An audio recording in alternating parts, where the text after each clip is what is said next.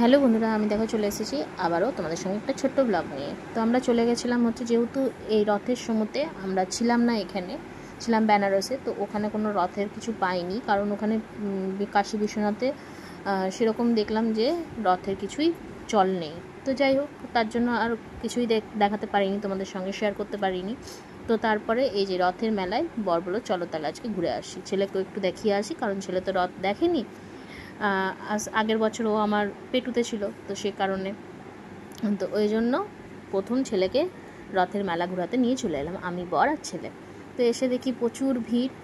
তো বুঝতেই পারছো দেখে, এটা আমাদের আসানসোলের যে ইস্কন আছে সেই রথটা এখানে এনে রাখে উল্টো রথ অব্দি, তারপরে উল্টো রথে আবার ইস্কনে নিয়ে চলে যায়। তো দেখি উল্টো রথে যদি পারি তো অবশ্যই কোথাও না কোথাও একটু যাব ক্লিপ নিতে। কিন্তু যেহেতু মেলার জন্য মেন কথা এসেছি।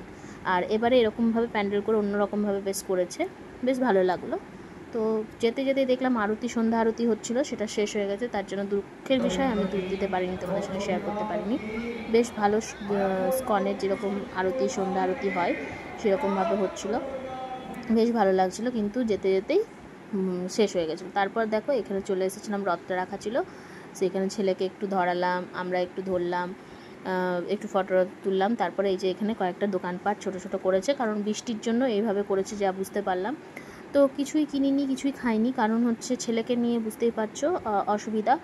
আর একটু ভাবলাম যে খুব গরমও লাগছিলো, তো দেখলাম যে একটু আইসক্রিম যদি খায় তো খাওয়ানো যেত ছেলেকে। কিন্তু এই আমরা ঘুরে আসার পর থেকে ঠান্ডা গরম সবার লেগে আছে, তো যে কারণ ওখানকার ওয়েদার একরকম, এখানকার একরকম ওয়েদার, তো যে কারণে আর আইসক্রিমটা নিইনি। কারণ আমরা খেলে ছেলেও খেতে চাইবে, আর বাচ্চাকে না দিয়ে খাবো কেমন একটা, আমার ভালো লাগে না। আমার পার্সোনাল দিক থেকে আমার একদম কেমন একটা লাগে যে বাচ্চাটা মুখের দিকে তাকিয়ে থাকবে আর আমরা খাবো, ওই জন্য আমার ভালো লাগে না। তো যে কারণে কিছুই খাইনি, চলে এসেছিলাম।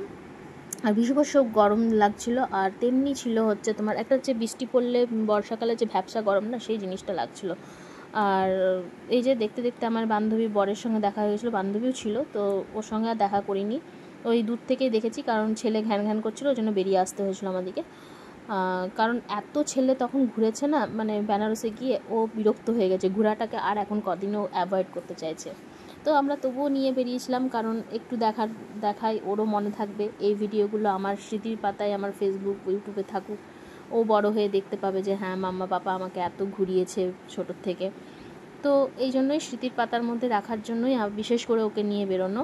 তো এই যে দেখো আবারও ভালো করে আমরা বেরিয়ে নিয়ে তোমাদের সঙ্গে শেয়ার করে দিলাম। ঠাকুরটা যতটা পেরেছি শেয়ার মানে নেওয়ার চেষ্টা করেছি, কিন্তু অনেকটা ভিড় ছিল, যে কারণে সামনে আর প্রচণ্ড কাদা ছিল। তো আজকের ভিডিওটা এতটাই ভালো লাগলো, অবশ্যই পাশে থেকো, সাথে থেকো, টাটা ততক্ষণের জন্য।